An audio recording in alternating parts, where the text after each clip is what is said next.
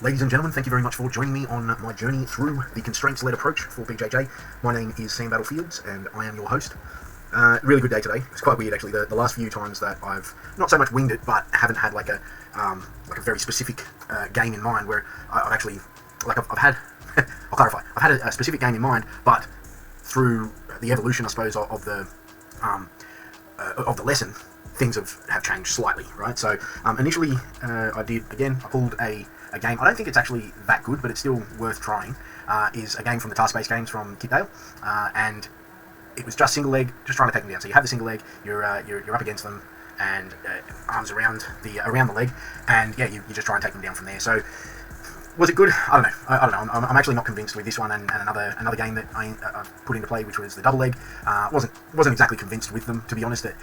But it was still worth trying. But yeah, so now the second part of the second 20% was control, and I wanted to link it back in some way to leg locks, right? So, but I also have really wondered for myself, like, am I constraining the things too much? And a discussion that I got into with Alex about, because in our curriculum this week, or was meant to be the last 2 weeks, was unconventional guards, but in reality, a guard is a fleeting moment in time, and so I'm starting to come around to Greg Souders' idea of, actually, these are just labels that we've put on these moments in time and called them certain things, and I'm starting to come around to the idea of maybe we don't need labels. I think part of it was because, some of my constraints, I'm trying to teach a very specific technique and hoping that it emerges alongside other techniques.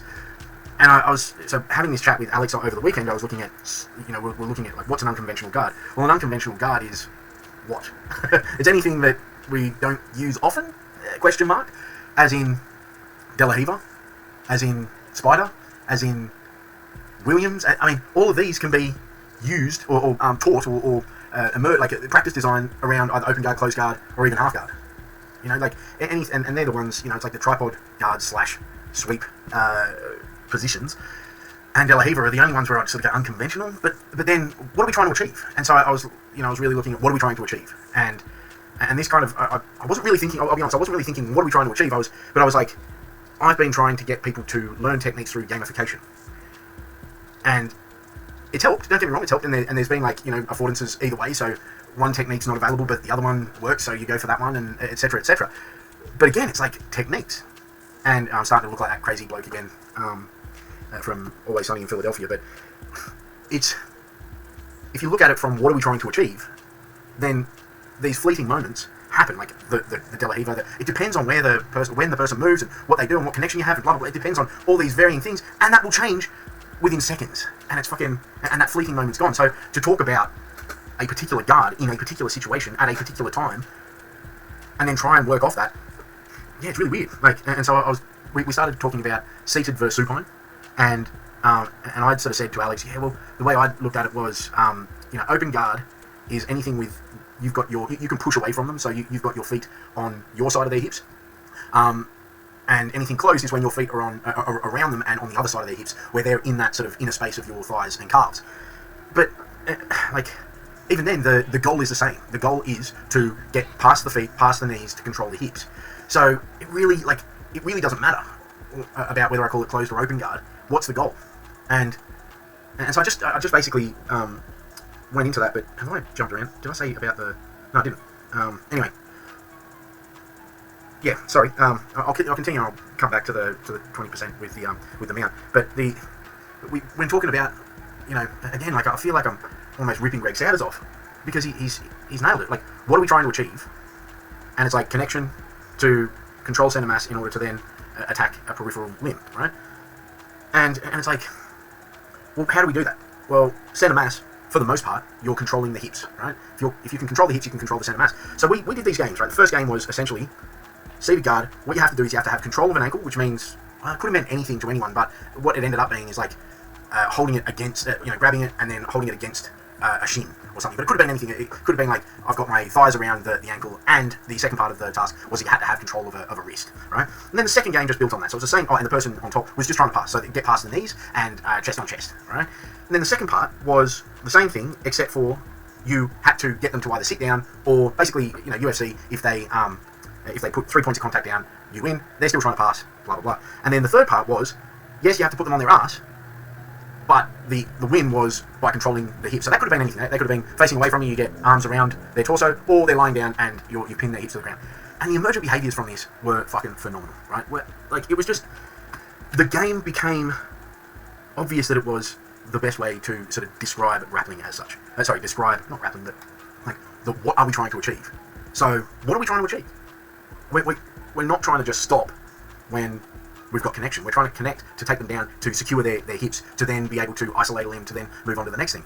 But in the past, we've taught it as, okay, we've got to get connection. And I mean, look, in our Insights chat, Aaron would talk about how he found that if he was in this particular direction and this and that, and it's like, and not that I let him talk with it, but I let him conceptualize what he needs to be able to solidify it in his brain, right? So, in reality, like, I'm not saying I got nothing from it. Like, I understood what he was saying, but I realised that for him, he conceptualises it in this way of, I got my hips in this direction and my knee over here, and that's fine. Like, if that's how you conceptualise it, great. I'll let you talk like that, because that is how you're going to basically get it into your brain. It's from Make It Stick, actually. It is, if you, what's it called? I've got to read that book again.